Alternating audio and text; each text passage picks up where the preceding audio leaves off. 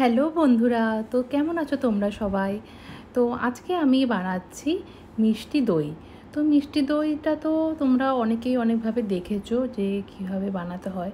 তো আমি খুব সহজ পদ্ধতিতে আজকে তোমাদের দেখাবো যে কীভাবে মিষ্টি দইটা বানাতে হয়। তো আমি কড়াইতে প্রথমেই দেখো চিনি দিয়ে দিয়েছি। চিনিটাকে এখানে ক্যারামেল করে নিতে হবে। তো এখানে তোমাদের জল দেওয়ার কোনো দরকার নেই, চিনিটা আস্তে আস্তে এরকম গলে যাবে।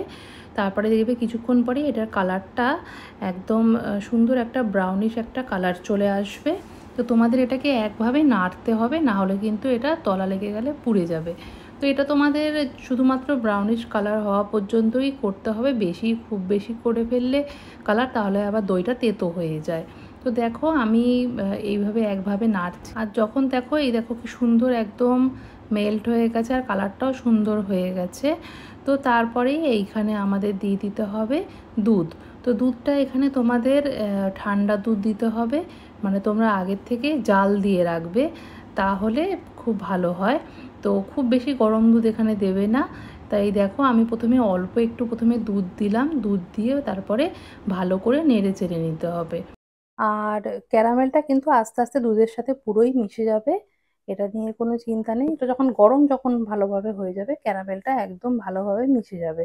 আর এটা কিন্তু কন্টিনিউ একদম নাড়তে হবে, কারণ না নাড়লে কিন্তু দুধের উপরে সর পড়ে যাবে, আর সর পড়লে কিন্তু দইটা ভালো হবে না। তো এই দেখো আমি কিন্তু একভাবে নাড়ছি এটাকে, নেড়ে নেড়ে। আর কালারটা দেখেছো কি সুন্দর হয়েছে, কালারটা এরকমের জন্য দইটাও কিন্তু খুব সুন্দর হবে। তো এই দেখো তারপরে কিন্তু আমি পুরো দুধটাই দিয়ে দিচ্ছি এর মধ্যে। আর দুধটা কিন্তু এইভাবে দুধটা দেওয়ার পর কিন্তু সঙ্গে সঙ্গে খুব ভালোভাবে নাড়তে হবে। আর একভাবে নাড়তে হবে, তোমার কড়াইয়ের পাশে যে ক্যারামেলগুলো আছে সেগুলোও ভালো করে এগুলো একদম মিশিয়ে দিতে হবে। আর মিশিয়ে দিয়ে ভালোভাবে নাড়তে হবে। তো এটা কিন্তু এইভাবে 4-5 বার ফুটে উঠবে এরকম ভাবে। আর তারপরেই কিন্তু আমি এর মধ্যে দিয়ে দিলাম আমুল দুধ। আমুল দুধের তোমরা আমুল দুধ বা অন্য যে কোনো গুঁড়ো দুধও দিতে পারো, তাতে কোনো অসুবিধা নেই। আর তারপরেই দেখো আমি এখানে দুধটা তারপরে ছেঁকে নিচ্ছি। আচ্ছা, দুধটা কিন্তু তোমাদের এমন গরম নিতে হবে যে তুমি নিজে যাতে আঙুলটা দিয়ে সহ্য করতে পারো, সেরকম কিন্তু দুধটা গরম থাকতে হবে যখন তোমরা দইটা পাতবে।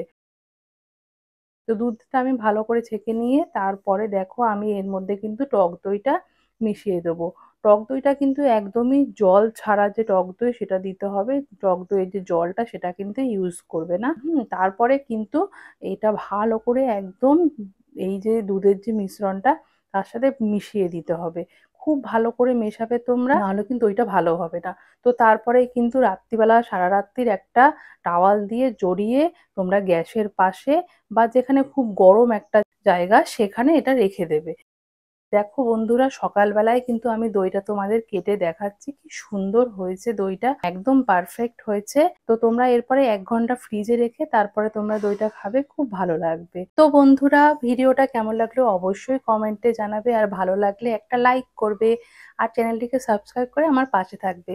বাই বাই বন্ধুরা।